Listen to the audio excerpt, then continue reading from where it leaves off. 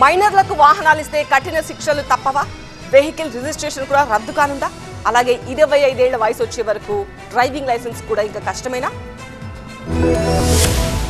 వాహనదారులకు తెలంగాణ రాష్ట్ర రవాణా శాఖ స్ట్రాంగ్ వార్నింగ్ ఇచ్చింది. మైనర్లకు వాహనాలు నడపడానికి ఇస్తే కఠిన చర్యలు తప్పవని హెచ్చరించింది. మైనర్లకు వాహనాలు ఇస్తే బండి ఓనర్లు, మైనర్లకు ఇద్దరికి కఠిన శిక్షలు అమలు చేస్తామని స్పష్టం చేసింది. మోటార్ వెహికల్ చట్టం సెక్షన్ 199 ప్రకారం మైనర్ వాహనాలు నడిపితే 12 నెలల పాటు ఆ వాహనం రిజిస్ట్రేషన్ రద్దు చేస్తామని హెచ్చరించింది. అంతేకాదు 25 ఏళ్ల వయసు వచ్చే వరకు మైనర్ కు డ్రైవింగ్ లైసెన్స్ మంజూరు చేయమని క్లారిటీ ఇచ్చింది. గతేడాది మైనర్లు వాహనాలు నడపడానికి అనుమతించిన కేసులో 4070 వాహన రిజిస్ట్రేషన్లు రద్దు చేసినట్టుగా రవాణా శాఖ అధికారులు చెప్పారు. పిల్లల భద్రత, ప్రజల భద్రతా దృష్ట్యా మైనర్లకు వాహనాలు ఇవ్వదని తల్లిదండ్రులకు అధికారులు విజ్ఞప్తి చేశారు. నిబంధనలు ఉల్లంఘిస్తే వాహన రిజిస్ట్రేషన్ కోల్పోవడమే కాకుండా 7 ఏళ్ల లైసెన్స్ మంజూరు ఆలస్యం అవుతుందని, చట్టపరమైన చర్యలు ఎదుర్కోవాల్సి వస్తుందని అధికారులు హెచ్చరించారు. మైనర్లు వాహనాలను నడపడమే నేరమంటే రోడ్లపై 2-3 వేసుకుని స్టంట్లు చేస్తూ ప్రమాదాలను కొని తెచ్చుకుంటున్నారు. మోటారు వాహనాల చట్టం ప్రకారం 18 ఏళ్లు దాటిన వారు మాత్రమే వాహనాలు నడపడానికి అర్హత ఉంటుంది.